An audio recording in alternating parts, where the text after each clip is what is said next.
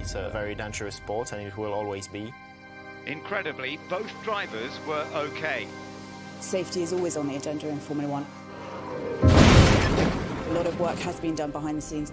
You see a lot of accidents now where you don't necessarily expect drivers to walk away. Prior to 20 years ago, they wouldn't necessarily have done so.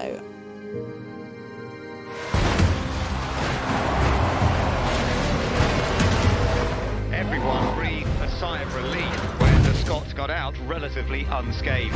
Amazingly, no one is seriously injured.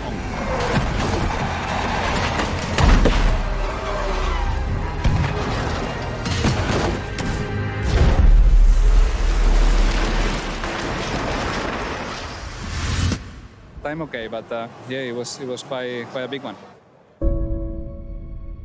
Ayrton Senna was widely regarded as one of, if not the greatest racing driver that ever lived. And when he was killed, we hoped it would be the last fatality we ever saw in Formula One. But in 2014, we lost Jules Bianchi. Formula One driver Jules Bianchi has died. He left such a mark in the sport and will be remembered forever. He was very close to Ferrari. Maybe he should drive for Ferrari one day.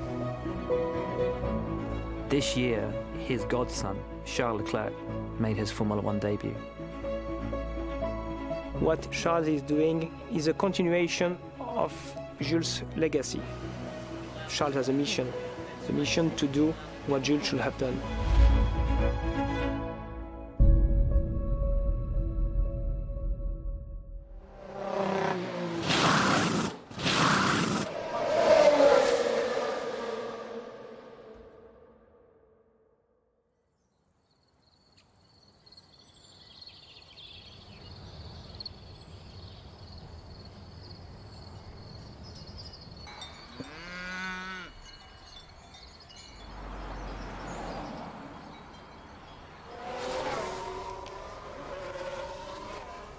My name is Beat Zender. I'm the team manager of the Alfa Romeo Sauber F1 team. We are based in Switzerland. We're very punctual, we're very precise, we're very honest, sometimes too honest. Pretty sure if we would be a little more dishonest, probably we could have more success. We are talent spotters. Very successful drivers started with Sauber. Michael Schumacher. Sebastian Vettel. Then we had Kimi Räikkönen. He's won the championship with Ferrari. In total, we've got something like 12 World Championship titles from driver which came from Sauber. But last year, we finished the bottom in the Constructors' Championship. Over the last year, we have improved a lot. The difference is the involvement of Fred, who restructured the company. Fred is the boss. He looks a bit grumpy from time to time, but he's a very funny guy. I'm Frédéric Vasseur. I'm the CEO and the team principal of Sauber. 2 years ago, Sauber was in a big trouble. We have a fantastic wind tunnel, which we didn't use for 2 consecutive years because we didn't even have the money to pay the power. And now we're back to good times again. I think the last 6 or 8 months we are improving. But the next races will be very important for Sauber. And then we will see what are the driver options for 19. This year we've got 2 great drivers. I think the potential was there, but it was just unfortunate. Marcus is 5 years in Formula One. He's a very hard worker and he has improved a lot. But yeah, our race pace was quite strong actually.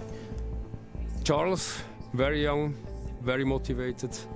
One of the biggest talents I've ever worked with. He's 20 years old, probably one of the best newcomers in the last 2 decades. At the moment, Charles achieving better results. Of course, for Marcus, it's a little hard to take. I drove there in 2010. You were probably, go-karts or something. Kid. Well, were you 10 years old or? No, I was 12. My name is Charles Leclerc and I'm driving for Alfa Romeo Sauber F1 team. I'm driving in Formula 1 for the first time this year. I am from Monaco. I remember watching the Grand Prix at 4 years old in my best friend's apartment in the exit of the first corner. And yeah, I was always searching for the Ferrari cars, to be honest. It is a childhood dream. I've always dreamed to be a part of Ferrari. I mean, Ferrari is such a big thing. You can't imagine to be one of the 2 drivers there is in this team. It's a team that is so mythical.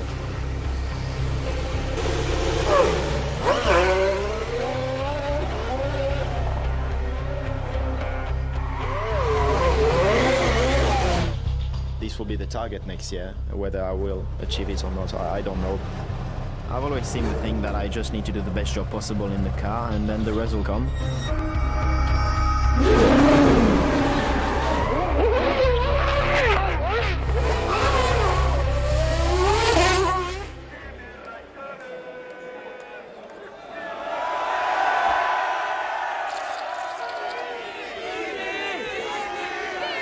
Kimi Räikkönen's had a glittering and glorious career here at Ferrari, but of course he's no longer the spring chicken he once was.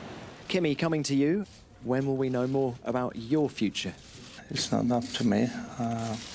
That's about it. Not my decision in the end, so. For a long time, people have expected Kimi to move on. If Kimi is on his way out, that frees up one of the most coveted seats in Formula One. Can Charles Leclerc be a Ferrari driver after just 1 year in Formula One? It's not normally a decision Ferrari makes to go for you, so it's pretty unlikely. I think we've had an incredible first part of the season. Leclerc is driving a brilliant race with so little experience of Formula One. The thing that's been really impressive about Charles Leclerc is he went into a car that wasn't all that competitive at the start of the year. And he's been getting the best out of it so regularly. Yes, yes, yes! Great race, Charles. P6 at the end. Fantastic life. Good job. Charles Leclerc around the outside! Wow, look at that! And he's still so young. Ah, fuck! Sorry. Sorry for the bad word. One moment stands out for me, which was in Formula 2 when he got to Baku, and he'd lost his father earlier in the week. And we're talking literally 48 hours later, he was in the car. He then went out, fell to last place, fought his way through, and won the race. This was a kid who'd just lost his father, and he was a kid at the time, he's a teenager. To have that kind of mental strength, I'd never seen anything like it. Welcome to round 13 of the Formula One World Championship. It's the Belgian Grand Prix. Radio check. Radio check, Charles. Copy, loud and clear.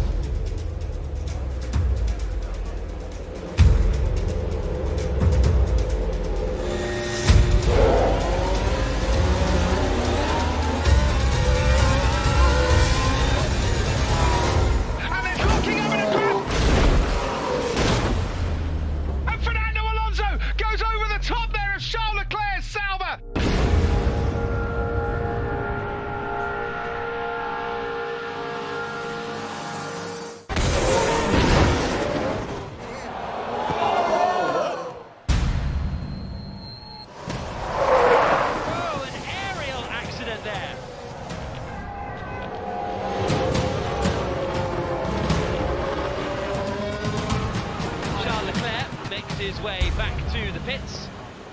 He was an innocent bystander in that. Leclerc very well protected from what could have been a very nasty incident.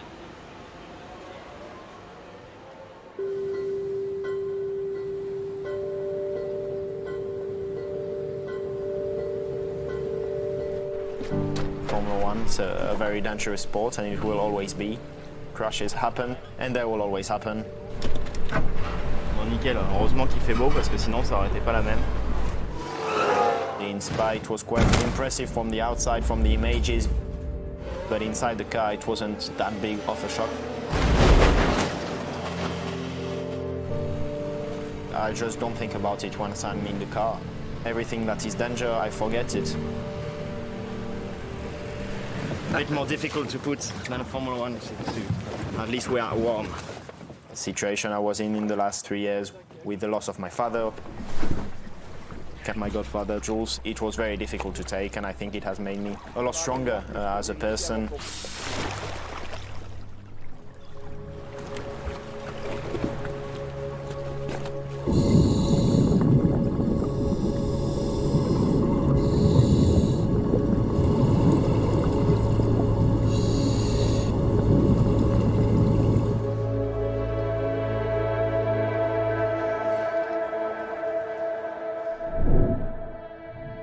I remember Jules coming to my first international race.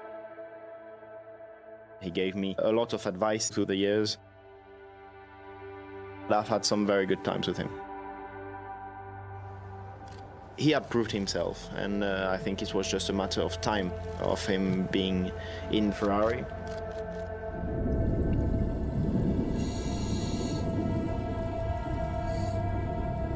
I can remember at the moment of the crash of Jules, and I could see in my father's eyes that there was something wrong. Towards the end of the race, the conditions were very wet. Lap 42, Sutil lost control on turn 7. A recovery vehicle was dispatched. Bianchi lost control of his car and hit the back of the tractor.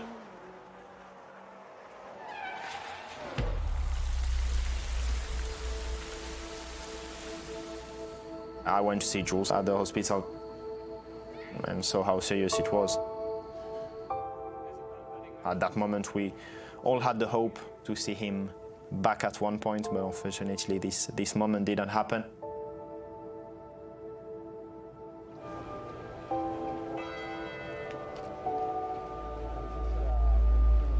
When Jules and my father passed away, there's not one race going by without me thinking of them.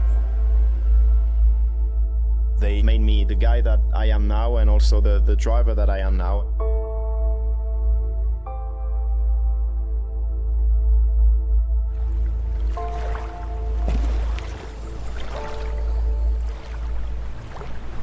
Jules deserves that Ferrari seat, so that's why I really want to achieve that. To just thank him for everything he has done for me. Where is it? The car is in the track. Really? Yes. Nice. Really cool. I'm Pierre Gasly. I'm 22 years old from France. I'm driving for Toro Rosso Honda. It's my first full season in Formula 1.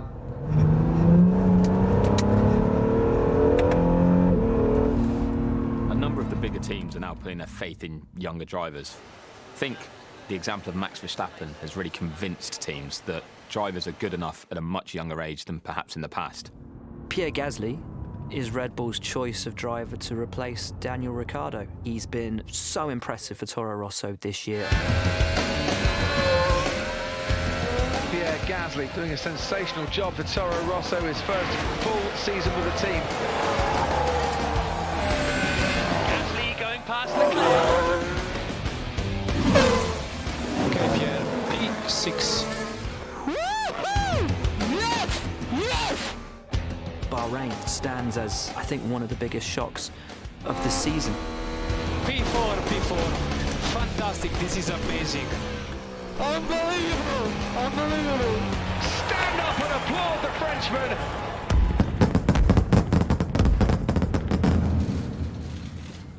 Pierre, you will be promoted to Red Bull next year. Can you believe the progress and how quick it's been for you? Yeah, I'm just super excited about it. It's a massive step. It's a sort of moment you get only once in your life, and was really something crazy. I'm extremely happy for Pierre, and I think he deserves a Red Bull seat. And this is very good to see that the big teams trust the young drivers. I know Pierre since such a long time. We've started our karting careers together. We go in holidays together, and I think he's probably one of the only drivers that I can call a good friend out of racing, which is very rare in this sport. Our first race with Charles was probably in 2005, when we were really small, sort of 8, 9 years old, racing together. And I remember like we got on really well straight away. In my opinion, you can have good friends in Formula One. You just need to know how to separate what happens on track and off track. It's something we dreamed about. And finally, 10, 12 years later, everything is happening, and we are there. Highest level in motorsport in Formula One.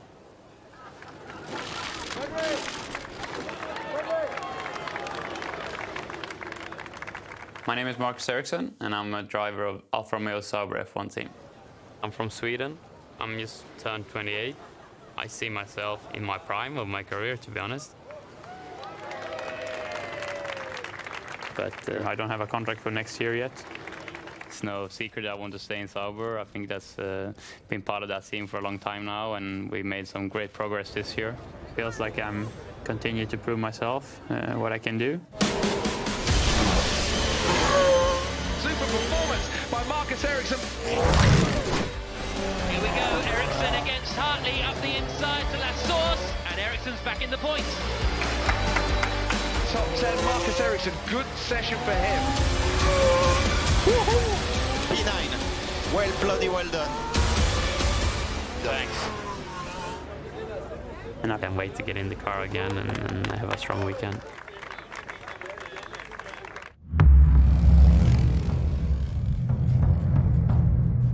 Welcome along then on a Friday afternoon in this glorious part of Italy. We have arrived in Monza. We have come for the Italian Grand Prix. It is the Temple of Speed. It's time for second practice.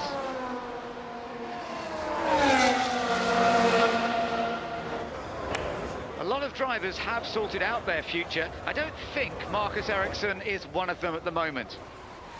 Okay, Marcus, we should have the green light in 5 seconds. And green light, straight out.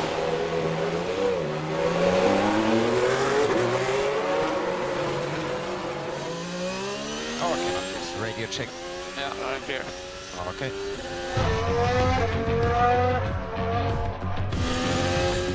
Okay, that's +7 all around. And you have nobody behind at the moment. Go for it.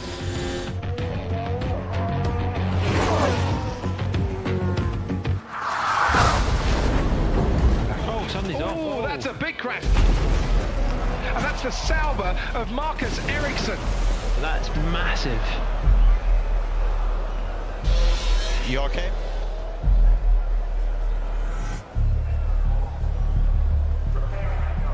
If you see a car spinning and turning like he did, and him traveling with 340 kph, the first thought you have is obviously the safety of the driver.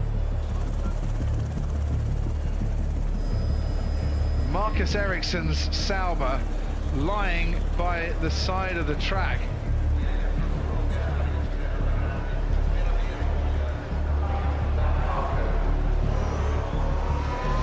You okay?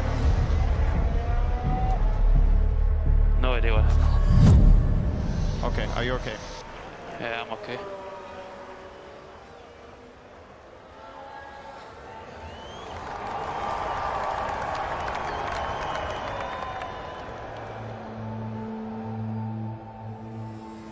Marcus is okay, he went to the medical center. For sure, he was first a bit disappointed and also a bit shocked. The accident was a technical problem on the car. He was a victim, nothing he could do to avoid the crash. In the end of the day, it was incredible to be able to walk away from an accident like that. 10, 15 years ago, a similar incident could have been fatal.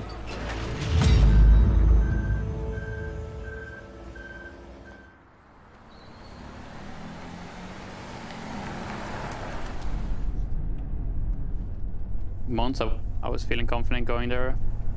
I was feeling confident in the car, and then I have that massive crash. Obviously quite a scary thing to have, you know. It came out of nowhere, doing 200 miles an hour, and I was a passenger.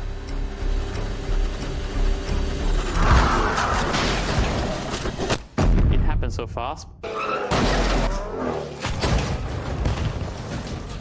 But whilst the crash was happening, the time went a bit slower.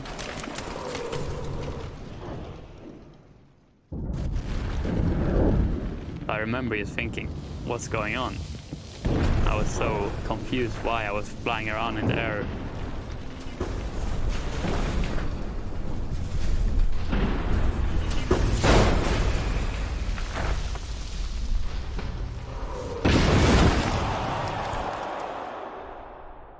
My confidence level and everything goes down when you have a crash like that.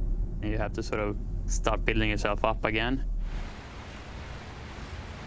Going to Singapore now. And Raka ryggen. Vänta. Där ja, så. Singapore is, in my opinion, the toughest race of the year. It's key for my future in Formula 1.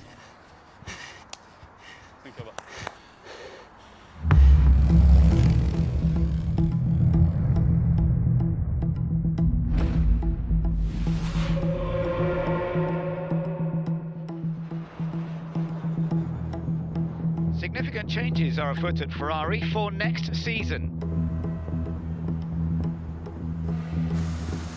After 5 years in his second stint with Ferrari, Kimi Räikkönen is leaving.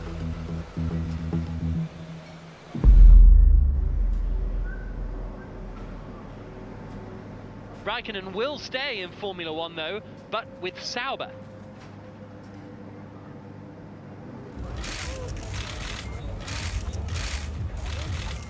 Well, Kimi, if we could start with you, please. You say it wasn't your decision to leave Ferrari, but it was your decision to go back to Sauber. So just talk us through why you're doing that. Why not? Because I want to go. And you're still passionate about racing. The fire is still... No, I don't. I'm not actually. You know, I'm just by pure head games for you guys. But yeah. Well, Kimi, thanks for the insight. Let's move on. When we had the chance to get Kimi on board, we did everything to make it happen. Kimi Räikkönen coming next year, probably another driver which is going to give Kimi a really hard time. Any news on who that might be? For sure, we have to sit down next week and we'll take a decision quite soon. Yeah. But for sure, it's important, the lineup. So strategy at Singapore is dominated by two things: safety cars and track position. We haven't made a decision of the second seat. It is important for the team to make sure that we have the best driver alongside Kimi. When it comes to decide on the driver lineup, there is always one party who is not happy with the decision. Fred deals with such situation in the best possible way.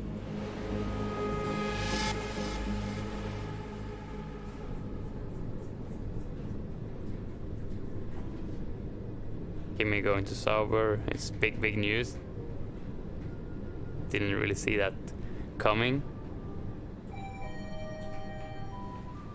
It means that, you know, it's one seat less in Sauber, so I know there's a lot of drivers that wants that final seat, including myself. So in Singapore, I need to deliver for sure. It's my last chance to do it.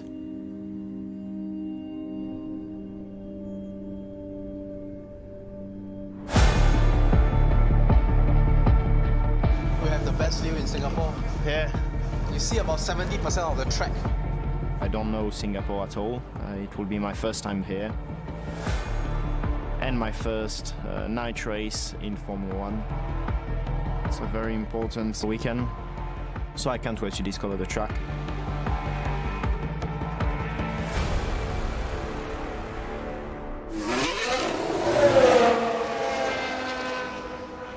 So Singapore is going to be a first for me.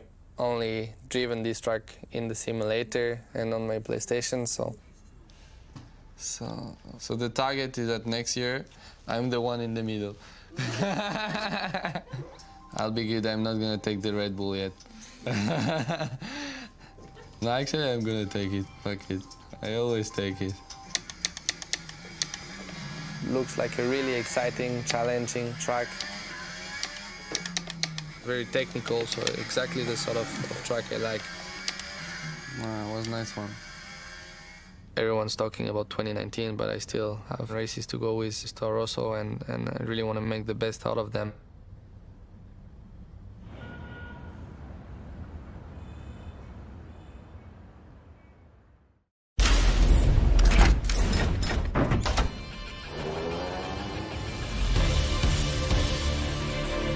The 15th round of the 2018 Formula One World Championship. Arguably the most spectacular. It's the Singapore Grand Prix.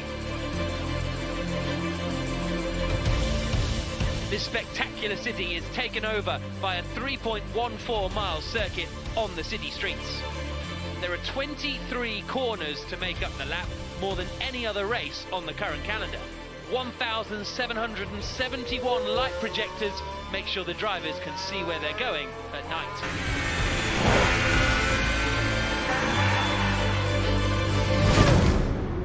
It's a very special event.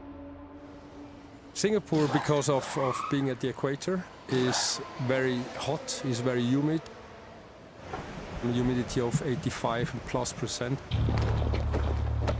So it's very demanding for the whole team. For the pit stop crew, they're wearing their race suit.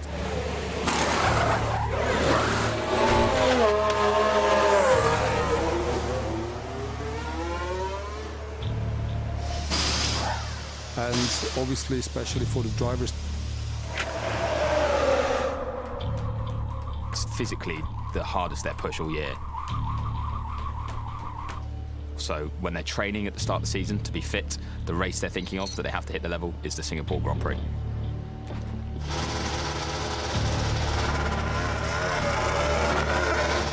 Need to work out the difference of balance in the short run.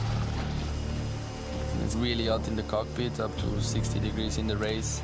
One of the longest races of the season as well, 2 hours. Let's go for bat.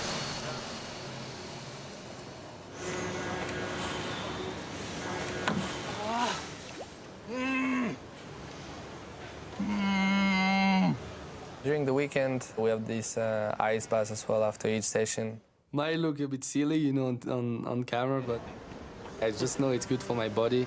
It's so cold in this thing.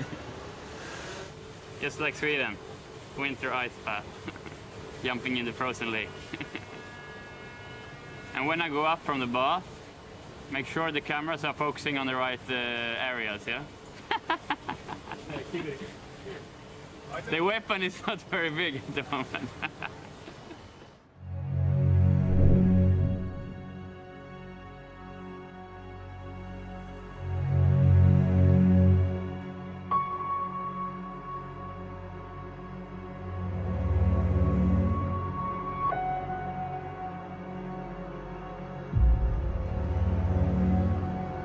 Det är klart, racet kommer bli riktigt tufft för alla och alla kommer överhettas, både bilar och kroppar liksom. I think I started the weekend 2 kilos heavier than what I am now already, so I will lose quite a bit again for the race. Find the limit, stay the limit, you can do it. I think before you jump in the car, there's a lot of things spinning around in your head. Charles Leclerc will need to show that he's worthy of a Ferrari seat. Charles has added pressure in that sense.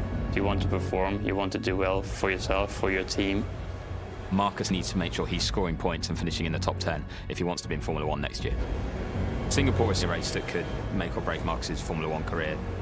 There's all these emotions, and then you sort of jump in the car and all that sort of just goes away. Then you just go into your bubble and you just focus on the job.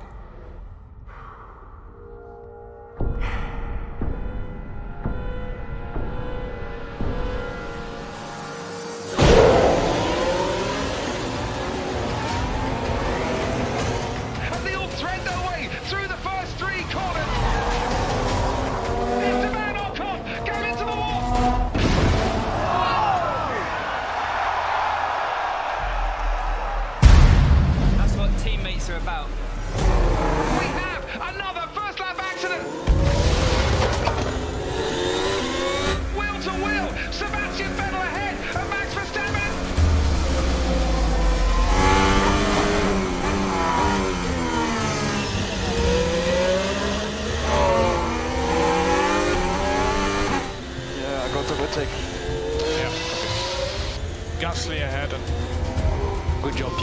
job, keep going. Behind you there is Leclerc and Ericsson. Okay, Marcus, you're doing good. Keep pushing. Push more if you can, put some pressure on Gasly ahead. Great battle here. Charles Leclerc trying to get past the Toro Rosso of Pierre Gasly.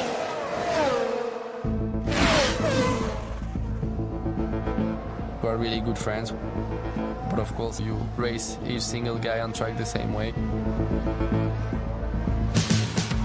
We've raced since our kids in mini cars against each other. Gasly ahead seems to struggle with tires. We had some exciting and tight battles. Struggling so much, guys. Push, Pierre, push.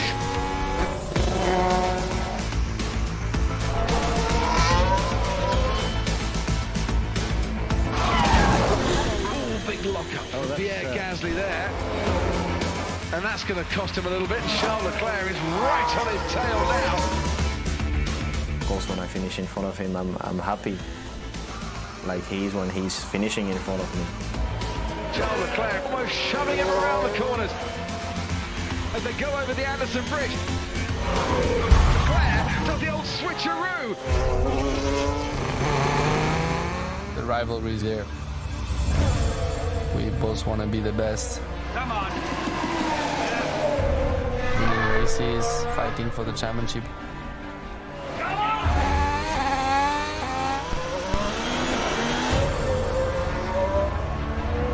And that puts Charles Leclerc ahead of Pierre Gasly.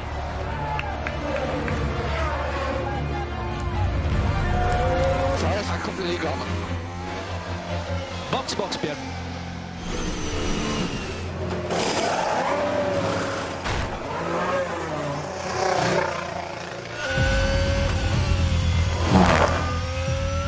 Is super tough. Pure pain, you know, you're dehydrated, getting headaches, you're really tired, you're struggling with concentration. Feels like an eternity. You're a bit like in a tunnel.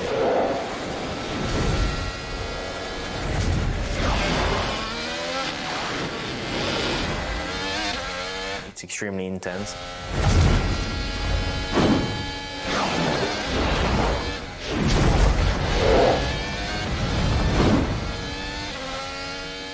Marcus, you're doing well. We are P8 at the moment. Keep pushing. Marcus Ericsson still is the only driver out there who hasn't pitted.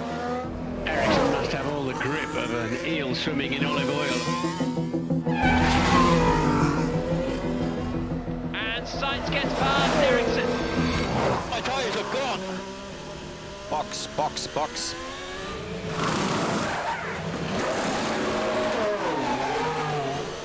Okay, Marcus, situation, you're P11. Ahead of you is Hülkenberg. Hülkenberg is now 10 seconds ahead. 16 laps to go. Go for it.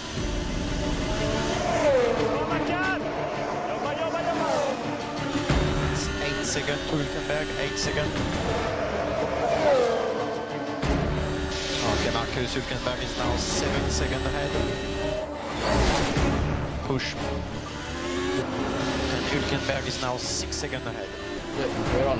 We catch him. Okay, Hülkenberg 5 seconds ahead. Copy. Good. 7 laps to go. Push. 5 laps to go. 4 laps to go. 3 laps to go. 2 laps to go. Keep pushing. Last lap. Maximum attack now. Lewis Hamilton wins the Singapore Grand Prix.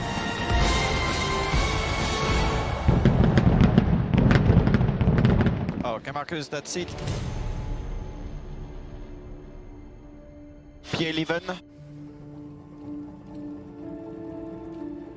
Yeah, thank you. Thank you, buddy. Ericsson once again finishes just outside the points. Okay, Charles, that's it. P9 at the end. Excellent race again. Thank you. Very good race. Okay, Pierre. P13. Yeah.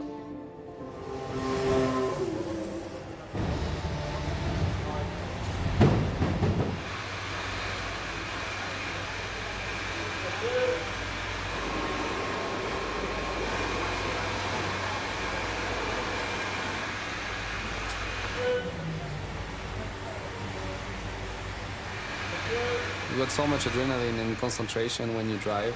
Suddenly your body feels completely different and you really feel exhausted at that time.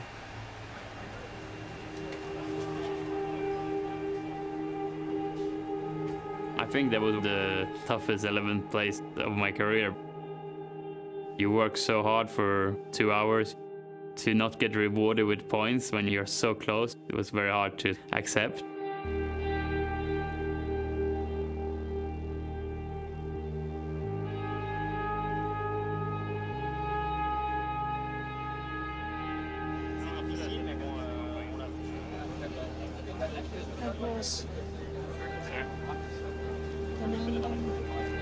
How do you feel?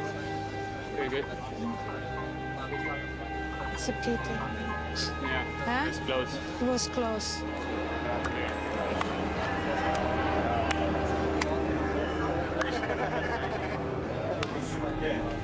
So close. So far away. You deserve a sandwich. And maybe a drink later, but don't tell anyone.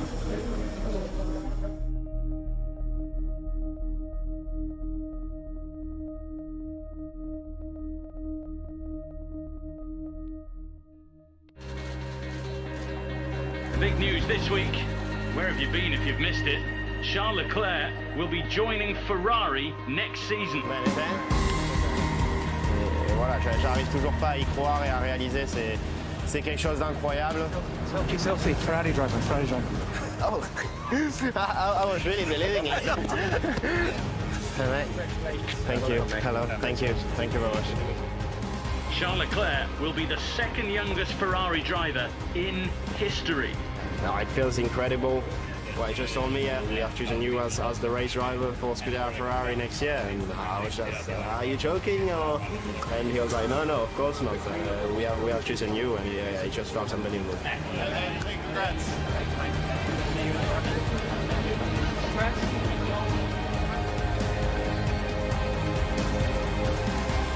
Jules probably deserves this place more than I do, and I'm extremely happy to be the one.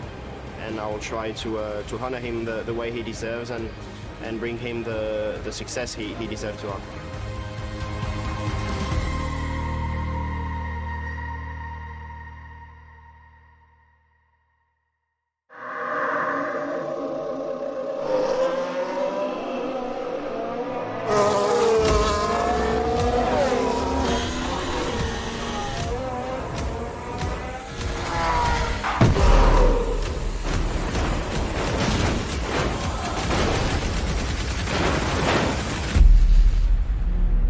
Are you okay, Nico? Get me out, there's fire. Yeah. There's fire.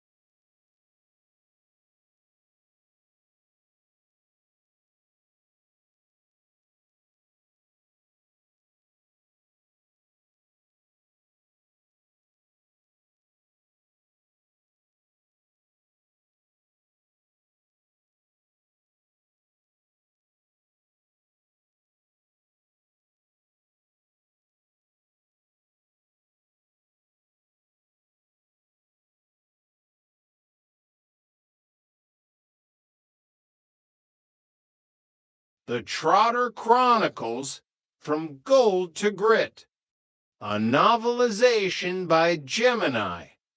Prologue, The Man in the Sharp Suit. The air in the office was thick with the scent of expensive mahogany and the faint, clinical aroma of high-end air purifiers. Justin, a man whose skin looked like it had been buffed by a professional at a Swiss spa, leaned back in his leather chair. He adjusted his glasses, looking at the two men sitting across from him. One of them, Derek Delboy Trotter was a man who looked like he belonged in a very different kind of office one with a calendar of a local garage on the wall and a lingering smell of cigar smoke and hopeful desperation. Del was dressed in what he considered his business best, a suit that shimmered just a bit too much under the fluorescent lights, and enough gold jewelry to make a pirate blush. Next to him sat Rodney, younger, leaner, and perpetually looking like he had just realized he'd left the oven on at home. Rodney was sweating, not the confident sweat of an athlete, but the cold, clammy moisture of a man who knew his brother was about to say something that would embarrass them both for the next century. I've got all the basic details about your business career. Justin began, his voice smooth and devoid of any Peckham grit. But what I'd like to do is to get an insight into the real you, how you started, how you became so successful, but more importantly, your lives and your race on Theater. Del Boy's eyes lit up. He didn't know what a raison d'être was, but it sounded French, and in Del's world, French meant class. Oh, no, Del whispered to Rodney, Laboratory Garney. Rodney closed his eyes and prayed for the floor to open. It's not Laboratory Garney, Del, he hissed. He's asking for our reason for being. Exactly what I said. Prove. Del snapped back, before turning to Justin with a smile that could sell ice to an Eskimo and then charge him for the delivery. Well, Justin, where shall I start? Up to a few years ago, we were just very ordinary people living. Well, very ordinary lives, weren't we, Rodney? And so the story began. A story of a watch found in a garage, a fortune made in an instant, and a fall so spectacular it made the Hindenburg look like a minor fender bender. Chapter 1, The Caribbean Dream. The sun over Barbados didn't just shine, it announced itself. It turned the turquoise water into a sheet of diamonds and the white sand into something so bright it hurt to look at without designer sunglasses, which, of course, the Trotters were wearing. Only a few months prior, the Trotters had been living in a council flat in Peckham, wondering if the hooky VCers they were selling would last through the first reel of Rambo. Then came the watch, an 18th century Harrison marine chronometer hidden in their garage for decades. It had sold at Sotheby's for £6.5 million. In an instant, Derek Trotter, the man who once sold one-legged turkeys at Christmas, was a multimillionaire. Look at this, Rodney, Del had said, leaning over the balcony of their private villa. He was holding a glass of something blue with a miniature umbrella in it. Total luxury. This is what we were born for. Mange tout, Rodney, mange tout. Rodney was sitting in a hammock, trying to read a book on sociology, but failing because Cassandra kept applying sun cream to his back. It's a bit much, isn't it, Del? I mean, 6 months ago we were sharing a bathroom with a leak that Uncle Albert called characterful. Characterful. It was a health hazard. Del laughed. But look at us now. We've divvied the dosh up. We made sure Uncle Albert got a nice little drink, figuratively speaking, though knowing him, he's probably literally drinking most of it down on the coast with Elsie Partridge. They had been the kings of the island. They donated to charity mostly because Dell liked the gala dinners, and they invested. Oh, how they invested. Dell had met a man in a bar.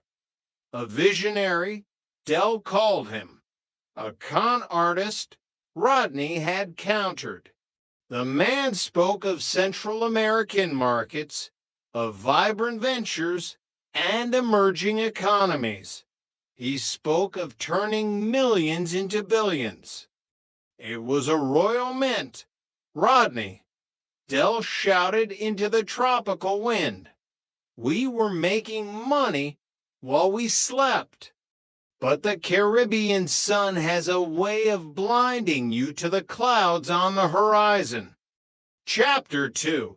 The Sound of the Crash. The end didn't come with a bang. It came with a phone call and a decline message on a credit card at a 5-star hotel. What do you mean? Insufficient funds. Dell had barked at the hotel manager, his gold rings clacking against the marble countertop. Do you know who I am? I'm Derek Trotter. I've got more money than the Sultan of Brunei's paperboy. The manager was polite but firm. The Central American market hadn't just dipped, it had evaporated. A coup, a currency collapse, and a series of creative accounting errors by their visionary friend had turned the Trotter fortune into a pile of worthless digital ash. Rodney, Dell whispered, his face turning a shade of gray that matched the London fog they had tried so hard to escape. The negotiations, they've collapsed. Collapsed? Rodney felt his stomach drop. Dell, we put everything into that venture. The houses, the stocks, the peacocks. I know, Dell said, his bravado finally cracking. We've even paid for this hotel on a credit card. A credit card which has now been withdrawn. The journey back to the UK was a blur of cramped airplane seats and the crushing realization that the dream was over. They weren't returning to a hero's welcome. They were returning to a financial wilderness. And it wasn't just them. Back in Peckham, the ripples of their failure were turning into waves. Michael Fisher, the landlord of the Nag's Head and a man who had trusted Dell with his life savings, was now behind bars.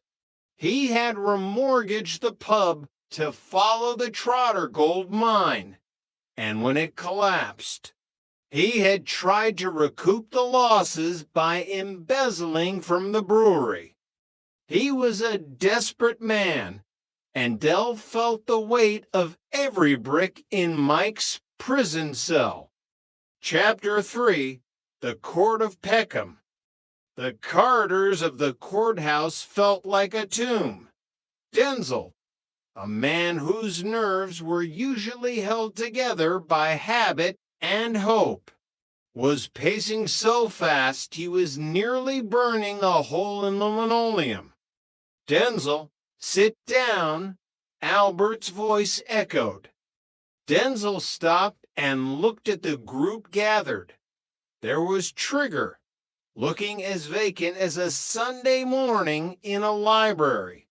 There was Boyke, looking smug despite the circumstances.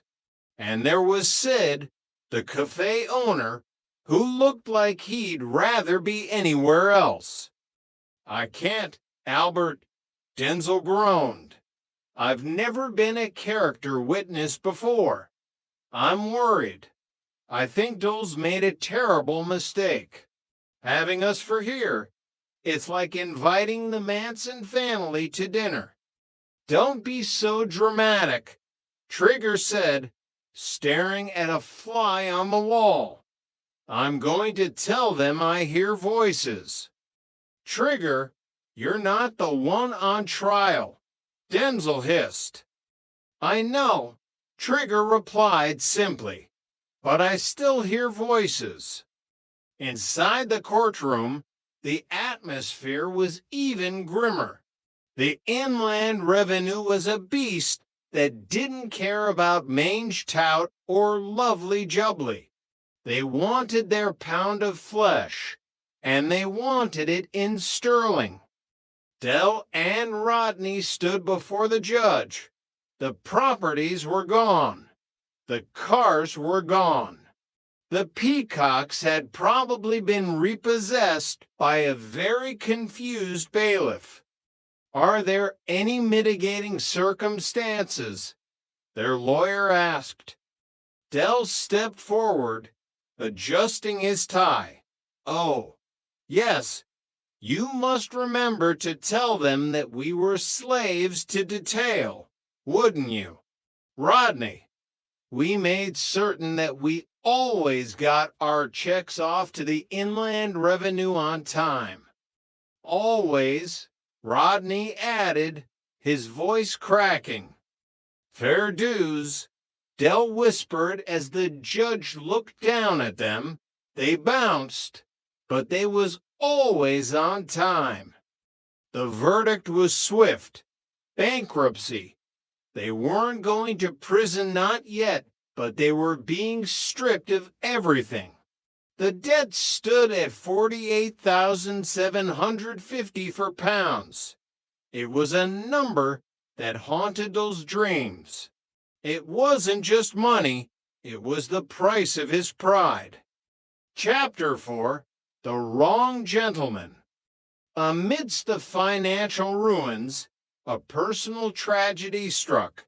Uncle Albert, the man who had survived the Battle of the Atlantic only to be nearly killed by those cooking 1,000 times, had passed away.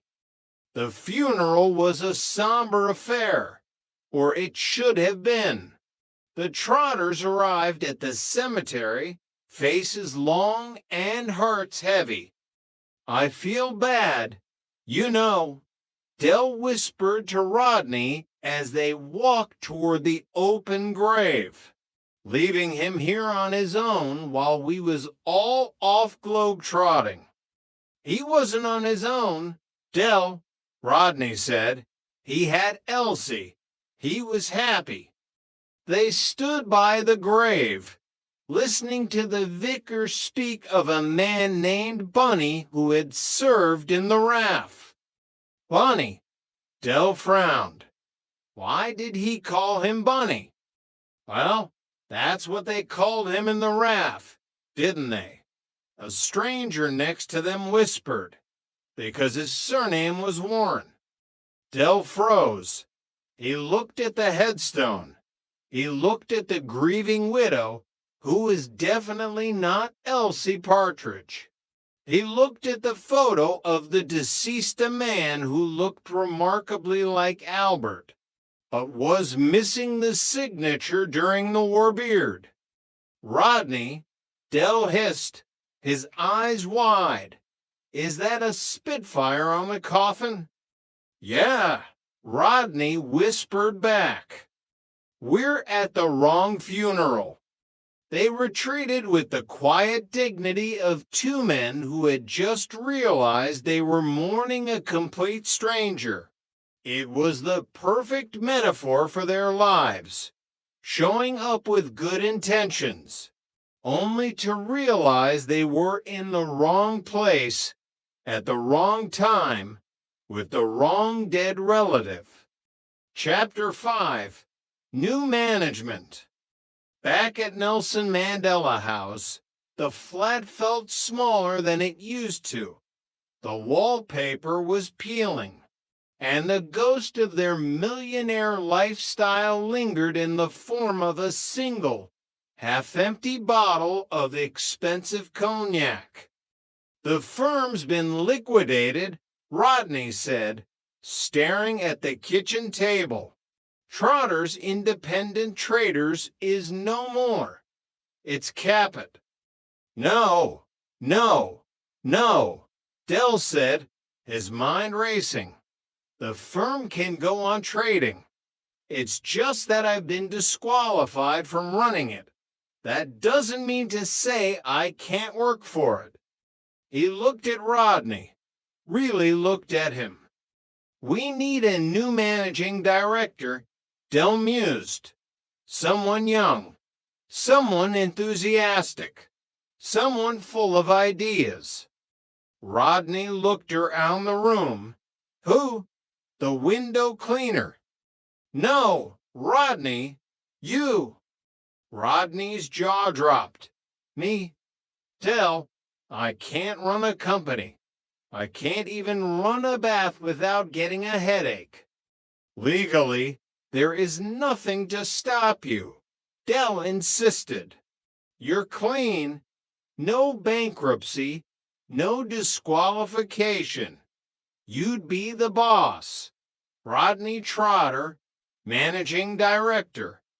And so, the power dynamic shifted.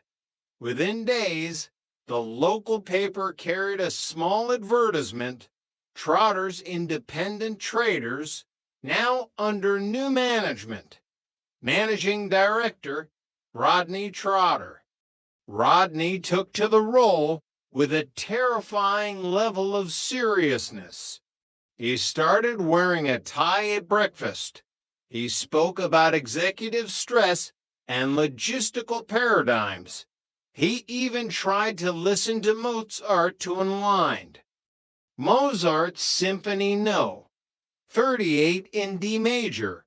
Rodney explained to Trigger one evening in the flat. I find it helps me ease my executive stress. Trigger nodded slowly. Ain't there no words to this, Dave? No, Trigger, it's instrumental. Dell watched his brother with a mix of pride and annoyance. He was back in the game, even if he was technically just the staff. But the debt to the taxman still loomed. They needed a big score. They needed a miracle. And then the phone rang. Chapter 6, The Gold Rush. The studio lights were blinding.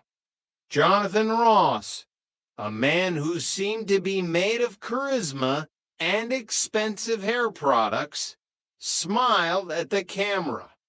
Welcome to Gold Rush, he announced, the fastest game show on TV.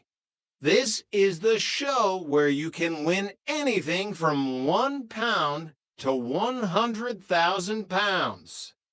In the contestant's seat sat Derek Trotter. He had lied about his hobbies, claiming to love 16th century Italian Renaissance art instead of seeing what fell off the back of a lorry. And he had navigated the early rounds with the cunning of a street fox. He reached the final stages. The tension was thick enough to cut with a knockoff Swiss Army knife. For 50,000 pounds, Derek, Jonathan Ross said, leaning in. Which classical guitarist wrote the opera The Child and the Enchantment? Was it Ravel, Segovia, or Rodrigo? Dell felt the sweat prickling under his shimmery suit. He knew this, or he thought he knew it, but his brain was a jumble of French phrases and Peckham market prices. I'm going to have to use me old SOS, aren't I? Dell said, his voice trembling. I'll call my brother, Rodney. Back at the flat, Rodney and Cassandra were dressed in their fantasy therapy outfits, Rodney as a gladiator and Cassandra as a police officer. It was supposed to be a quiet night of memory baggage unloading. The phone screamed. Hello, Rodney snapped, assuming it was their annoying neighbor, Mickey Pierce. Piss off, Mickey, you're getting on my tits now. Rodney, it's Jonathan Ross. The silence that followed was deafening. Rodney realized he had just told one of the most famous men in Britain to piss off. Rodney, we need your help, Jonathan said, hurried. Derek is on 25,000, going for 50. Which classical guitarist wrote the opera The Child and The Enchantment? Was it Ravel, Segovia, or Rodrigo? Rodney didn't hesitate. He had to GCEs. He had been listening to Mozart for a week. He was an executive. Ravel, Rodney said with absolute certainty. 100%. Del, it's Ravel. Del turned back to the camera, his chest puffed out. I'll go with that, Jonathan. It's Ravel. Jonathan Ross looked at him with a face full of pity. Derek, that was the wrong answer. It was Rodrigo. The world seemed to stop spinning. Del's face went through every shade of red known to man. He had lost it all. Again. On national television. Chapter 7, The Phoenix of Peckham. The silence in the flat that night was heavy. Del sat on the sofa, still wearing his game show suit, staring at the floor. Raquel was in the kitchen, and Rodney was hiding in his room, probably trying to find a way to dismantle his gladiator armor without making a sound. The phone rang. If that's Mickey Pierce, Del growled, picking it up. I'm going to murder him. Hello, is this Derek Trotter? A voice asked. It sounded professional. This is the producer of Gold Rush. Del rolled his eyes. Oh, give it a rest, Mickey. I can hear the jukebox in the Nag's Head from here. No, Mr. Trotter. This is serious. We've made a mistake. Our researchers checked the facts. Ravel did write the music for The Child and The Enchantment. Even though he's a composer and not primarily a guitarist, the question was flawed. Del sat up straight. A mistake. You mean? I was right? You were right. We're offering you the 50,000 pounds, or the chance to come back and play for the 100,000. Del looked at the room. He looked at Rodney, who had peeked his head out of the bedroom door. He looked at Raquel, who was standing in the doorway with hope in her eyes. Give all the money to charity. Del shouted into the phone, his old bravado returning in a rush of adrenaline. And if you phone here once again, I'm going to come down there and kick your arse into shredded duck. Goodbye. He slammed the phone down. Del, Rodney screamed. What are you doing? That was 50 grand. Del started to laugh, a deep, wheezing Peckham laugh. It was Mickey Pierce, Rodney. I could hear the jukebox. He thought he could wind me up, but nobody winds up Derek Trotter. He stood up, adjusting his cuffs. We're the Trotters, Rodney, we don't need charity. We're back in business. New management, new ideas. This time next year. Rodney sighed, but he couldn't help but smile. We'll be millionaires? No, Dell said, throwing an arm around his brother's shoulder. This time next year, we'll be debt free. And that, Rodney, is bonjour. It's bonjour, Dell, Rodney corrected. Exactly what I said. Prove exactly what I said. The neon sign of the Nag's Head flickered in the distance, a beacon of hope in the heart of Peckham. The Trotters were down, but they were never out. Because as long as there was a deal to be made and a brother to blame, the dream would never die. Chapter 8. The Cold Light of Day. The following morning did not bring the clarity Del Boy had hoped for. Instead, it brought a pounding headache and the lingering suspicion that he might have made a catastrophic tactical error. He sat at the Formica table in the kitchen, nursing a mug of tea that was mostly sugar. Rodney stumbled in, looking disheveled. Del, Rodney said, his voice flat. I've been thinking about that phone call last night. Forget it, Rodney. Dell snapped. Mickey Pierce, professional wind-up merchant, probably recorded the whole thing to play at the pub later. Low D toilet. Rodney. Water under the bridge. Del, I went to the pub this morning to get some milk because the fridge is on the blink again.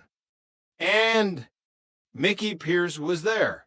He looked as miserable as a rainy Tuesday in Margate. Apparently, his latest business venture selling laser-cut toast just failed. He didn't even have enough credit on his phone to make a prank call. Del froze, his mug halfway to his lips. What? And there's more. Sid showed me the morning paper. There's a small headline on page 12. Game show blunder. BBC apologizes to Peckham contestant over classical music gaffe. The silence in the kitchen was heavy. You could hear the distant rumble of the 171 bus and the slow, rhythmic dripping of the leaky tap. So, Del whispered, his voice barely audible. It wasn't Nicky. It was the producer. Del, you told the BBC to give £50,000 to charity in the name of the Trotters. Del Boy put his mug down. He stared at the wall, at the framed picture of their mother. Well, he said, his voice suddenly bright and brittle. At least we'll get a plaque or a mention in the newsletter. It's tax deductible, ain't it? We don't pay tax. Del, we're bankrupt, Rodney shouted. Details, Rodney, details. Del stood up, pacing the small kitchen. This is just a temporary setback. A minor hiccup in the grand tapestry of Trotter fortunes. We're under new management. Remember, Managing Director Rodney Trotter. What's our first move, boss? Rodney looked at the pile of unpaid bills on the counter. Our first move is to find something to sell. Something that doesn't involve the Sultan of Brunei or the BBC. Chapter 9, The Electronic Revolution. Rodney's first official act as managing director was to meet with Monkey Harris. Monkey was a man who lived up to his name short, agile, and always looking for a way to climb a bit higher on the social ladder. He met Rodney in the back of a van parked behind the Nag's Head. "I've got a consignment." "Rodney," Monkey whispered, opening a cardboard box. "Electronic personal organizers. Top of the range. They tell the time, store 500 names, and have a built-in calculator. They're selling like crazy in the West End." Rodney picked one up. It was a sleek, black plastic device that looked like something from a low-budget sci-fi movie. "How much?" "For you. A tenner apiece. I've got 200 of them." Rodney calculated. 200 at £10 was 2,000. If they sold them for 30, that was for £1,000 profit. It wasn't 50,000, but it was a start. "I'll take them," Rodney said, trying to sound executive. "But I'll need to pay in installments. Cash flow. You understand?" Monkey nodded. "I understand. Cash flow is the soul of business. I'll drop them off at Nelson Mandela House tonight." When Rodney returned to the flat, he found Del Boy trying to fix the washing machine with a bent coat hanger. "Good news, Del. I've secured our first inventory. Electronic personal organizers. The future of business. We're going to modernize Peckham, one address book at a time." Del looked at the device. "Electronic organizers. People round here can barely organize a trip to the toilet. Rodney, who's going to buy these?" "Everyone. Busy professionals, students, anyone who needs to stay on top of their game. It's executive stress management. Del, der chic." "HMM," Del said, his eyes narrowing. "They look a bit plastic. Are they waterproof?" "Why would they need to be waterproof?" "In case it rains on the market stall. Rodney, think avoirdupois." Chapter 10. Iconoclastic Autosuggestion. While the business world was being revolutionized by plastic organizers, the domestic world of the trotters was entering the realm of fantasy therapy. Cassandra had insisted. After the stress of the bankruptcy and the game show disaster, she felt their relationship needed a reboot. She had found a book by an American psychologist who spoke of memory baggage and the need to create our own make-believe world. Iconoclastic autosuggestion. Rodney explained to Del Boy while they were sorting the organizers. It's about rejecting reality and becoming different people, just for an evening. Sounds like what I've been doing for 40 years. Rodney, Del quipped. What's the catch? We write down our fantasy figures, and then we become them. No dressing up. It's all in the mind. But as with everything in the Trotter household, the no dressing up rule was the first to go. Thursday night arrived. Del had agreed to take Raquel and Damien out to see a film, giving Rodney and Cassandra the flat to themselves. Or so Rodney thought. I'm taking them to see that new cartoon, Dell said, adjusting his coat. The one about the singing fish. We'll be back late. Enjoy your auto-suggestion. Rodney waited until the door closed. He went to his bedroom and emerged 10 minutes later wearing a leather skirt, a plastic chest plate, and sandals. He looked like he had been rejected from a high school production of Spartacus. Cassandra emerged from the bathroom. She was wearing a police uniform, complete with a hat and a plastic truncheon. Rodney, she gasped. I thought we said no dressing up. I couldn't help it. Cass, the book said to fully immerse yourself. I'm Russell Crowe in Gladiator. And I'm a detective from the Bill. Cassandra sighed. You look different.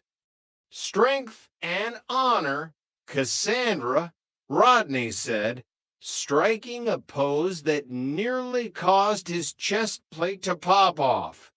Now, let us unload our baggage.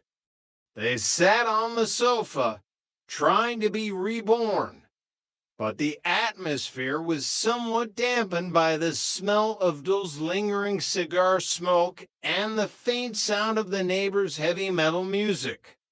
So, Rodney began, trying to deepen his voice. On my signal, unleash the feelings. Rodney, I don't feel like a detective. I feel like an idiot.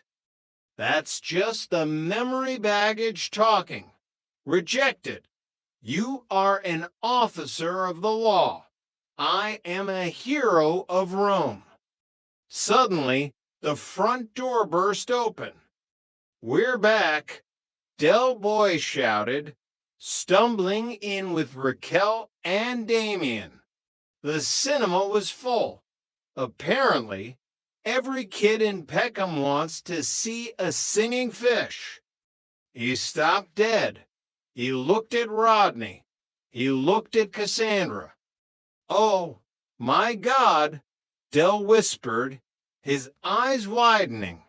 Rodney, what have you done to her? Is she arresting you? It's therapy, Del, Rodney hissed, trying to hide behind a cushion. Go away. Therapy? You look like you're about to fight a lion in a police station. Del started to laugh. A deep, wheezing sound. Raquel, come and see this. Russell Crowe and the Bill are having a meeting in our front room. The fantasy was officially over. Reality hadn't just returned. It had kicked the door down and started laughing at them. Chapter 11, The Sultan's Shadow.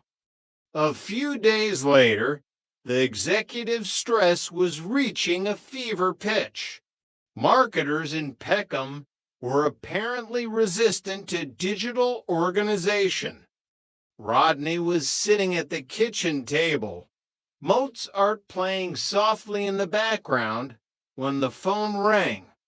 Trotter's Independent Traders, Managing Director Rodney Trotter speaking, he said, trying to sound bored and important. Good evening, a voice said with a thick, exotic accent. I am wishing to speak with Managing Director. Rodney's eyes narrowed. This is he. Who is calling? My name is Asif Hazen. I am representative of Sultan of Brunei. Rodney rolled his eyes. He looked at Delboy, who was pretending to read the paper but was clearly listening. The Sultan of Brunei, Rodney repeated loudly. Well, how can I be of assistance? Sir, His Highness has seen your advertisement in the newspaper. He is very impressed with your party planning and consultancy. Is he now? Rodney smirked. And what does His Highness want? Does he want me to fly out and organize a palace warming? Exactly. He wants you to fly to Brunei. All expenses paid. He has bought a crappy old three-wheeled van, and he wants to know where to start it on cold mornings. Rodney's smirk vanished.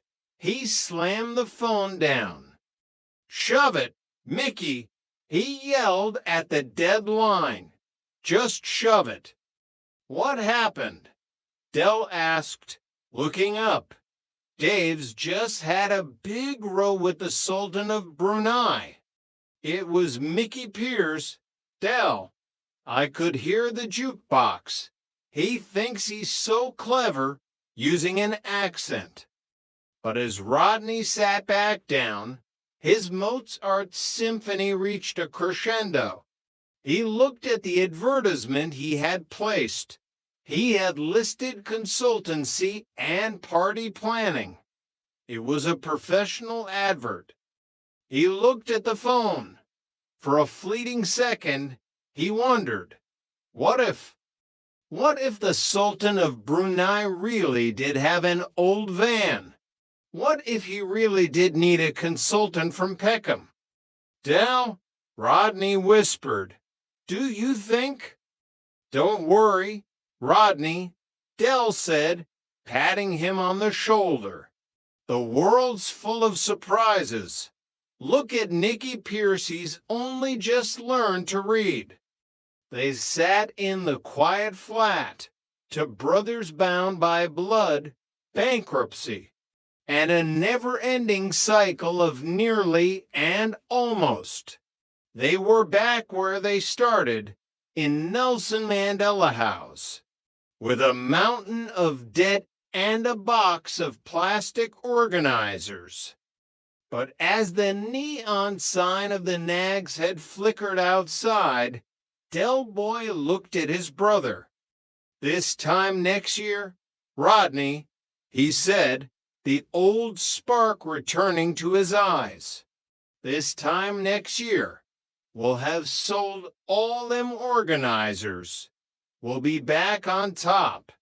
Mange tout, Rodney, mange tout. And in the heart of Peckham, that was enough. Chapter 12, The Ghost of Mickey Pierce. The weight of the charity call hung over the flat like a thick London fog that refused to lift. Del Boy tried to carry himself with his usual swagger, but every time he passed a television, he felt a phantom pain in his wallet. 50,000 pounds gone with a single, ego-driven outburst. I could have bought a new van. Rodney, Del whispered, staring into his lukewarm tea. A yellow one, with leather seats, and a heater that actually works. You gave it away, Del, Rodney said, not looking up from his latest business management book. You wanted to look like a big man. Well, congratulations. You're the biggest man in the soup kitchen. Rodney was trying to embrace his role as managing director, but the reality of the market stall was far from the corporate boardrooms he envisioned. The electronic organizers were currently sitting in the hallway, taking up space and gathering dust. We need a marketing strategy, Del, Rodney announced, standing up. We can't just stand on a street corner and shout. We need to target the high-end demographic of Peckham. Del snorted. The high-end demographic of Peckham is anyone who's still got all their own teeth. Rodney, just get M down to the market. I'll do the patter. No, I'm the MD. I'll do the patter. You can be the logistics coordinator. The what? Rodney, I've been selling since you were in nappies. I could sell a no-entry sign to a getaway driver. But Rodney was insistent. He wanted to prove he was more than just a bone marrow donor in a cheap suit. He spent the evening practicing his executive voice, much to Raquel's amusement and Dul's irritation. The next morning, the market was bustling. Rodney stood behind the stall, looking stiff and uncomfortable in a trench coat he thought looked professional. Del stood to the side, arms folded, waiting for the inevitable. "Step right up, ladies and gentlemen," Rodney shouted, his voice cracking slightly. "Experience the future of personal management. The Trotter 3000 electronic organizer. Stores 500 names. Calculates, tells the time in Tokyo." A woman in a headscarf stopped and looked at the black plastic device. "Does it tell me when the 171 bus is coming?" "Well, no," Rodney stammered. "But it can store the bus timetable if you type it in." "I can't type," she said, moving on. "And I don't know anyone in Tokyo."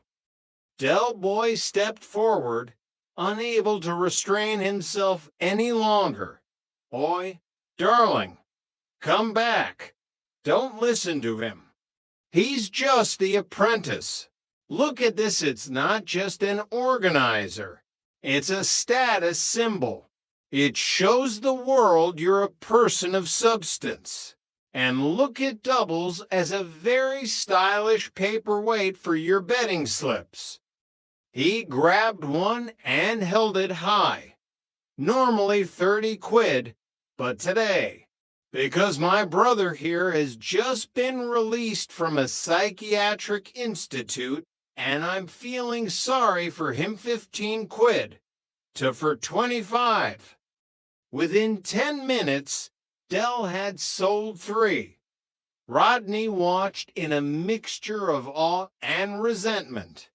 The executive dream was slipping away, replaced by the familiar grit of the Peckham hustle. Chapter 13, The Road Sweepers Union. As the weeks dragged on, the organizers sold in drips and drabs. But the mountain of debt to the inland revenue remained immovable. The threat of bailiffs was no longer a distant worry. It was a looming shadow that darkened every conversation. "Raquel's right, Del," Rodney said one evening, looking defeated. "Trigger said they're recruiting down at the depot. Road sweeping. The pay is steady." Del Boy looked like he had been slapped. "Road sweeping. Me, Derek Trotter, the man who once had peacocks on his lawn.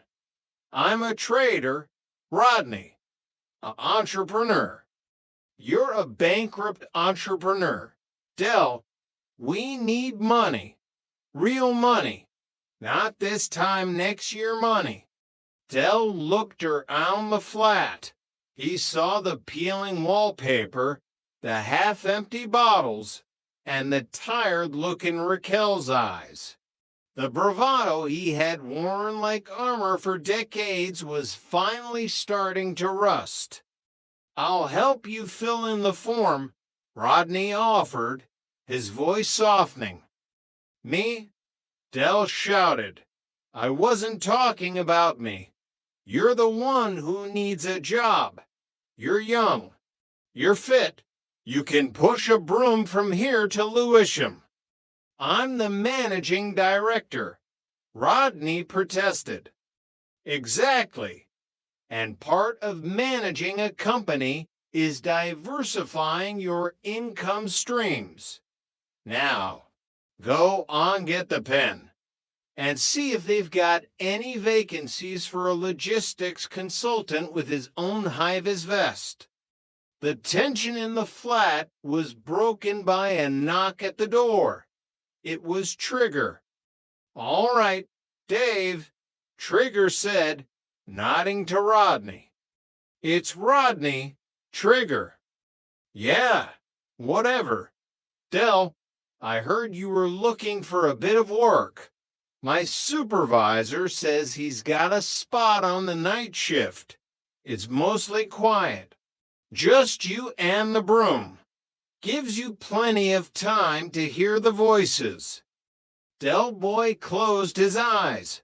The image of himself in an orange vest, sweeping up kebab wrappers at 3 a.m., was the final indignity. Thanks, Trig, Del said, his voice surprisingly quiet.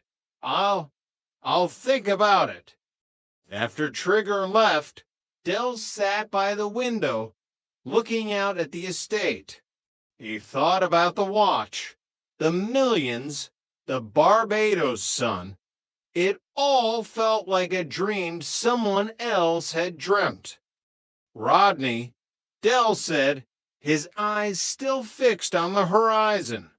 Did I really tell them to give that 50 grand to charity? You did. Del, you were brilliant. The whole country thinks you're a saint. Del smiled, a small, sad flick of the lips. A saint with no shoes, eh? Well, at least I'm a saint. Say lavi, Rodney. Say lavi. Chapter 14, the final word. The interview with Justin was drawing to a close. The high-end office felt even more alien now that the story had been told. The mahogany desk seemed colder, the air purifiers more sterile. Justin adjusted his glasses, scribbling a final note in his leather-bound notebook. It's a fascinating journey, Mr. Trotter, from the heights of sudden wealth to the current situation. But tell me, do you regret it? The watch, the investment, the charity call. Del Boy leaned forward. The gold on his fingers caught the light. He looked at Rodney, then back at Justin. Regret it, Del said, his voice regaining its familiar resonance.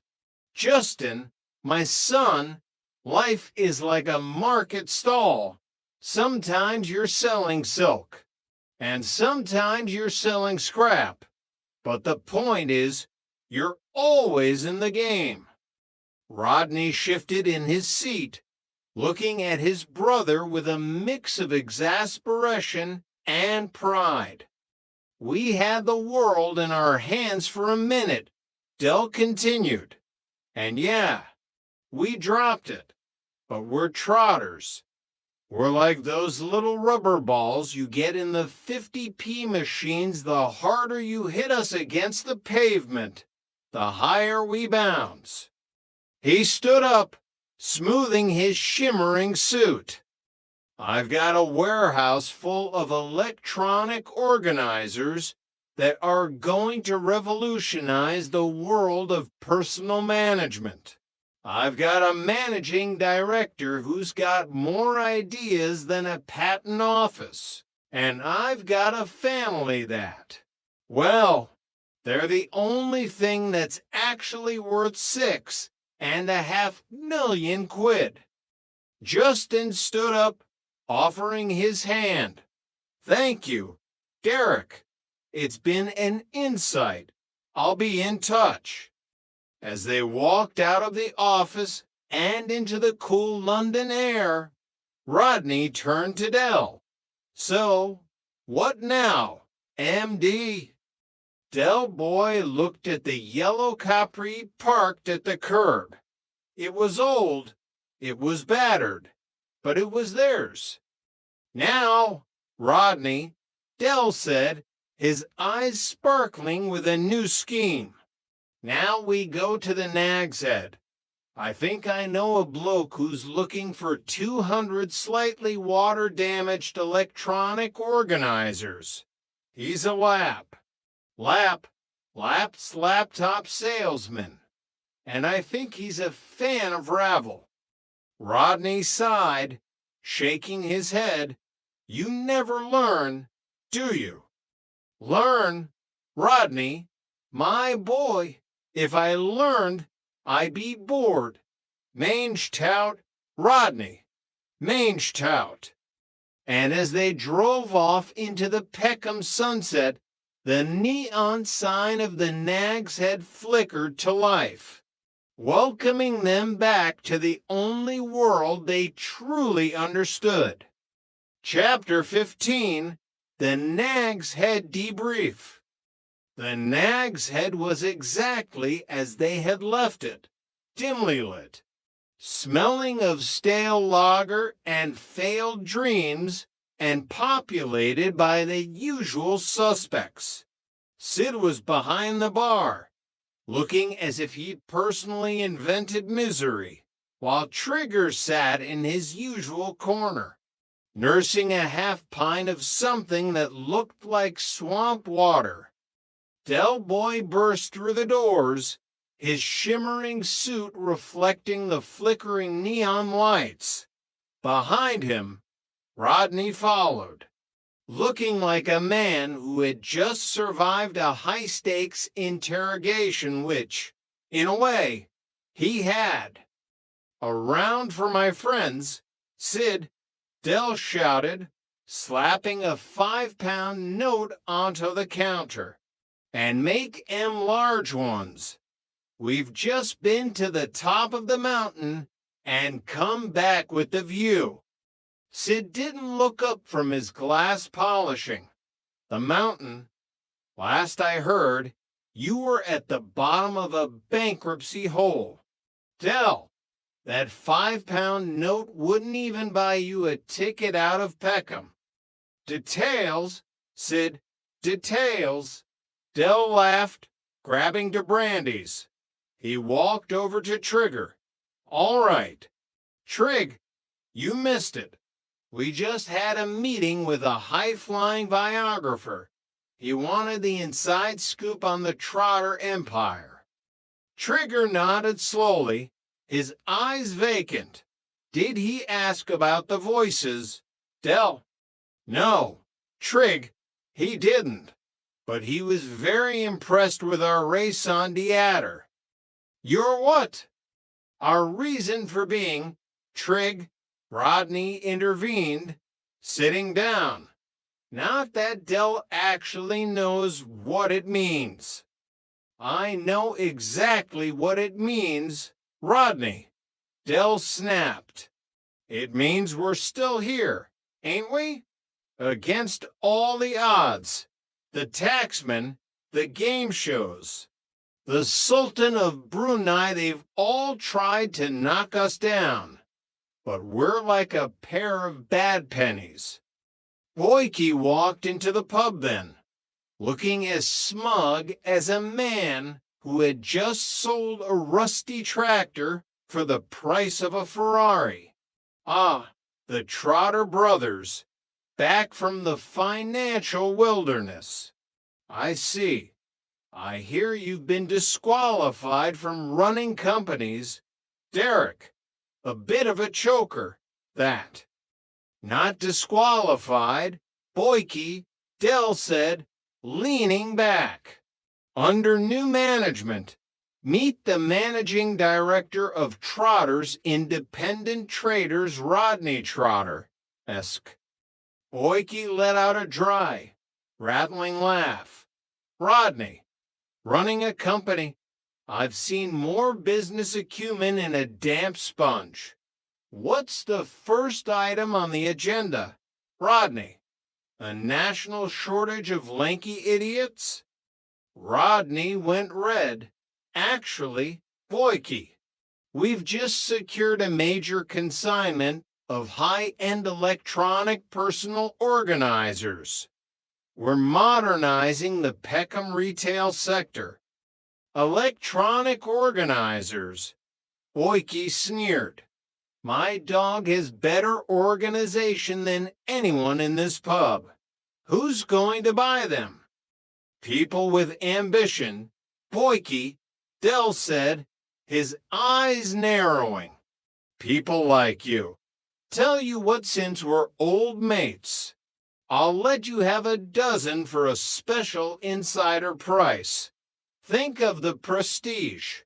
I'll think of the bankruptcy court. Derek, Boyke said, turning away.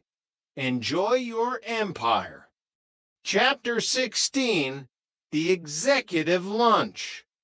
Monday morning arrived with the relentless grayness of a Peckham winter.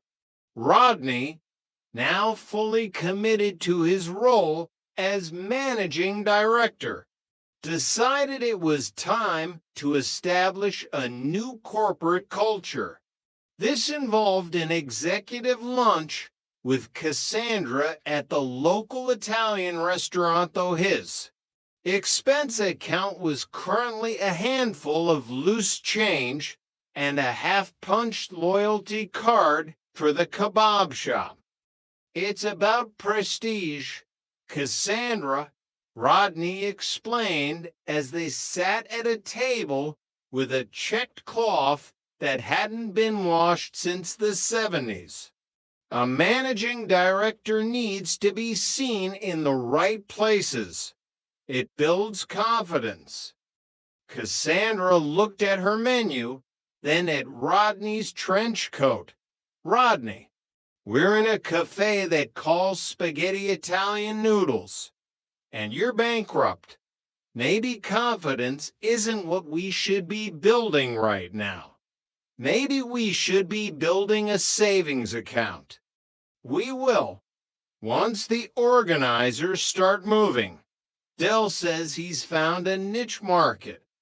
The niche market being people who don't realize they're being ripped off. Rodney sighed. You have no faith. Cass, this is the new Trotter era. No more hooky gear. No more midnight runs. We're going legit.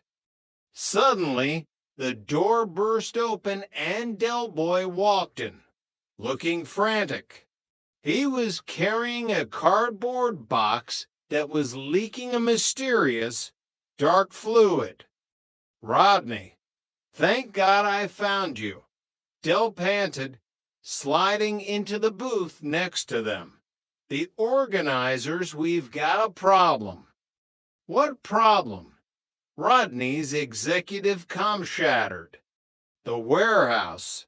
Well, when I say warehouse, I mean the shed behind the nag's head. It had a bit of a leak, and the waterproof boxes. Well, they weren't. Rodney looked at the box. The dark fluid was soaking into the tablecloth. Del, are they ruined? Not ruined, just seasoned. I've spoken to a bloke who says if we leave him in a warm oven for 20 minutes, they'll be as good as new.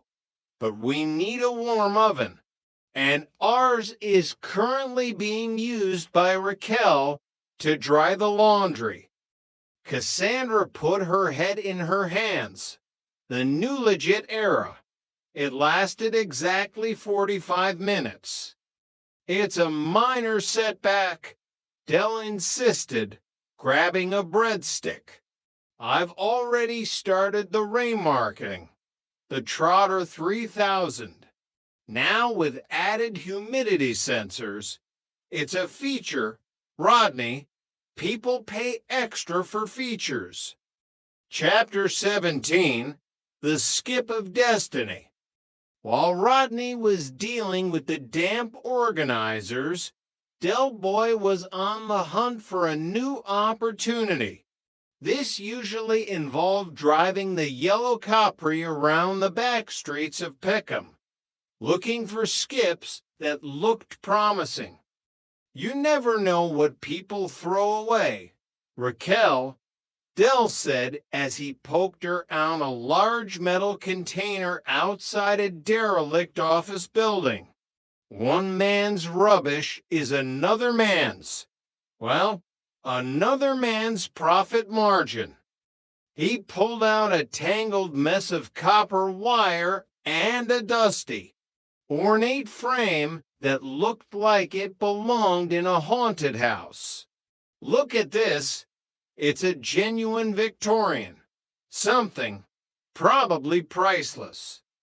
Del, it's a broken picture frame with dry rot, Raquel said, staying in the van, and it's covered in pigeon droppings. Character, Raquel. It's called patina. People in the West End pay thousands for patina. I'll get Rodney to research it. He's the MD now. He needs to earn his keep. Back at the flat, Rodney was staring at the copper wire. Del, this isn't an opportunity. This is theft from a demolition site. It's recycling. Rodney, we're being green. We're saving the planet while we save the family firm. Now, look at this frame. What does it say to you? Rodney looked at the crumbling wood. It says tetanus, Del. No, it says heritage. I want you to go down to the library and find out if any famous painters lived in this area.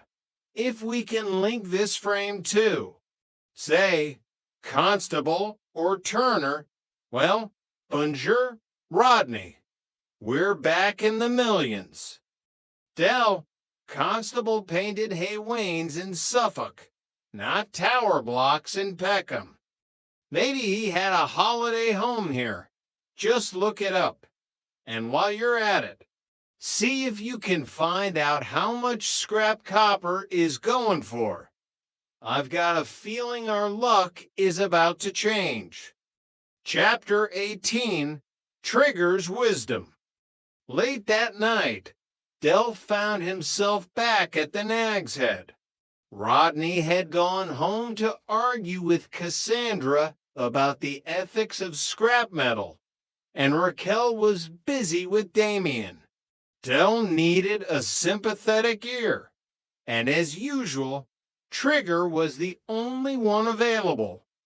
Trig, Del said, staring into his brandy. Do you think I'm a failure? I mean, look at me. Bankrupt. Sweeping roads mentally.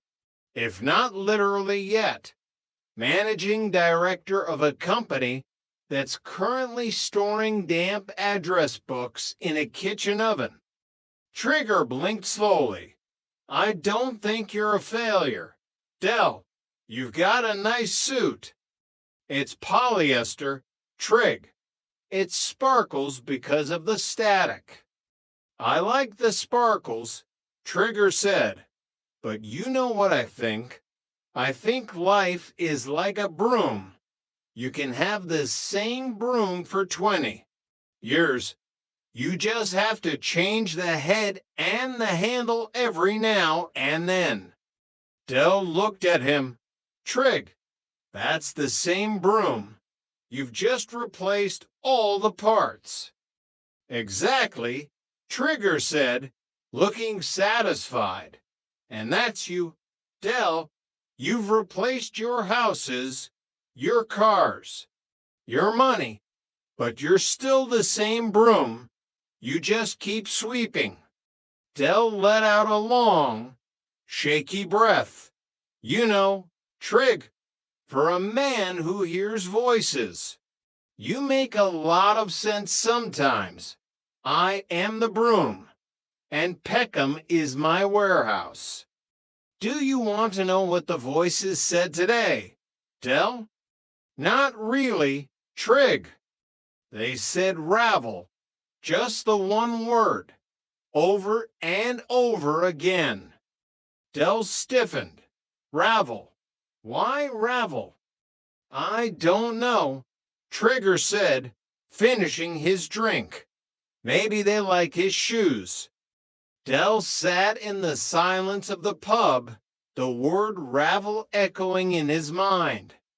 Was it a sign, a curse, or just the ghost of a 50,000-pound mistake that would haunt him for the rest of his life?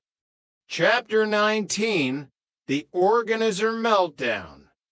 The oven drying experiment was, perhaps unsurprisingly, a catastrophe. Rodney had left the Trotter 3000s in the oven for exactly 20 minutes, as Del had instructed. What Del hadn't mentioned was that the oven shouldn't be set to max. When Rodney opened the oven door, a cloud of acrid, black smoke billowed out, filling the flat. My organizers, Rodney screamed, waving a tea towel. They're melting. Del, they're literally melting together. Del Boy ran into the kitchen, coughing. Oh, bloody hell. It's a modern art installation. Quick, Rodney, get a photo. We can sell it as a commentary on the digital age. It's not art, Del. It's 2,000 pounds of debt turning into a plastic pancake. The smell was unbearable. Raquel came in, holding her nose. What in God's name is going on? The neighbors are calling the fire brigade. It's a technical glitch, Raquel, Del shouted. A minor manufacturing defect, Rodney. Stop crying and get the spatulas. We might be able to save a few of the calculators. They spent the next 3 hours scraping melted plastic off the oven racks, out of the 200 organizers. Only 3 survived, and even those only worked if you held them at a 45-degree angle and shouted at them in Japanese. Well, Del said, looking at the small pile of charred plastic, at least we've still got the scrap copper. The scrap copper that you found in a skip, Rodney whispered, his voice broken. The copper that's currently sitting in the hallway smelling like dead pigeons? It's a start, Rodney. An entrepreneur always starts small. We'll go down the yard tomorrow. We'll get a few quid. We'll buy a lottery ticket. And before you know it, don't say it, Del, Rodney groaned. Just don't say it. Chapter 20, The Midnight Sweep. The final indignity arrived at 2:30 a.m. on a Tuesday. Del Boy, dressed in a high-visibility vest that was several sizes too large, stood on a deserted street corner in Peckham. In his hand was a heavy, industrial broom. Trigger was next to him, looking perfectly at home. It's a good shift, this one. Del, not many people around to bother you. Just the wind and the wrappers. Del looked down at his broom. He thought about the silk shirts, the gold-leafed villas, and the sound of the Sotheby's gavel. He thought about the millions he had held in his hand, and the way it had slipped through his fingers like sand. Trig, Del said, his voice barely a whisper. How did I end up here? You walked, Del, from the flat. It's only 10 minutes. Del smiled. He started to sweep. The rhythmic sound of the bristles against the pavement was strangely soothing. He swept up a discarded lottery ticket, a crushed beer can, and a crumpled newspaper. You know what, Trig, Del said, his spirits beginning to rise. This isn't so bad. It's honest work, and it gives me time to think, to plan, to strategize. Strategize what, Del? The next big one, Trig. I've been thinking about those singing fish. If we can find a supplier who makes 'em with a built-in organizer. Well, mange tout, Trig, mange tout. Trigger nodded. I like fish. And there, in the quiet streets of Peckham, under the flickering orange glow of the streetlights, Derek Trotter began his comeback. He wasn't a millionaire anymore. He was a bankrupt road sweeper with a melted plastic dream and a skipful of copper wire. But as the first light of dawn began to touch the top of Nelson Mandela House, Del Boy looked at the horizon and winked. Because the Trotters were back. And this time, they meant business. Chapter 21, The Efficiency of the Broom. Morning brought a new kind of fatigue, the kind that settles into your marrow and stays there. Del Boy sat at the Formica table, his orange high-vis vest draped over the back of the chair like a discarded superhero cape. Rodney was already up, surrounded by sheets of graph paper and a calculator that was missing its zero button. I've worked it out, Del, Rodney announced, tapping a pencil against his teeth. Route optimization. If you sweep the main estate in a concentric spiral starting from the central play area, you can cut 3 miles off your shift and improve debris collection by 14%. Del looked at him with bloodshot eyes. Rodney, I'm a road sweeper, not a Mars rover. The debris collection is already optimized by the wind. It all ends up in front of the Nag's Head anyway. That's the problem. You're reactive. Del, you need to be proactive. Managing director's orders. We're going to run this cleaning operation like a Swiss watch. Del snorted, reaching for a piece of cold toast. Swiss watch? More like a sundial in a coal cellar. My back is killing me. Rodney. And Trigger keeps talking to the pigeons. He thinks they're working for the council. Well, maybe they are. Information is power. Del. The tension was broken by the sound of a heavy box being dropped in the hallway. It was Monkey Harris, looking suspicious as usual. I've got M. Rodney. Monkey shouted from the hall. The aquatic prototypes, straight from the factory in Shenzhen, or maybe a shed in Croydon, the labels were a bit blurry. Del pushed himself up. Interest finally peaked. The singing fish. Singing fish. Monkey pulled a sample from the box. It was a rubbery, green bass mounted on a plaque. It looked like it had been through a car wash on the wrong setting. These are the limited editions. Del, they don't just sing, they tell jokes. Del pressed a button on the base. The fish flicked its tail, opened its mouth and in a high-pitched, metallic voice, squeaked. Why did the salmon cross the road? To get to the other, Air 400 for. Rodney looked horrified. It's broken. It's not broken. Rodney, Dell shouted, his eyes sparkling with a new scheme. It's a cliffhanger. It's an interactive comedy experience. People love a mystery. We'll sell in as philosophical fish.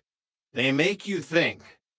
Chapter 22, The Aquatic Opportunity. By the end of the week, the Trotter Flat was a sanctuary for 200 rubbery fish that occasionally burst into snippets of "Don't worry, be happy" in the middle of the night. Rodney had developed a marketing plan involving premium executive office decor, while Dell had a more direct approach, the back of the Capri. Prestige is all well and good, Rodney, Dell said as they loaded the boxes into the van. But the people of Peckham don't want prestige. They want something to annoy their neighbors with. And these fish are the nuclear option. Dell, we're supposed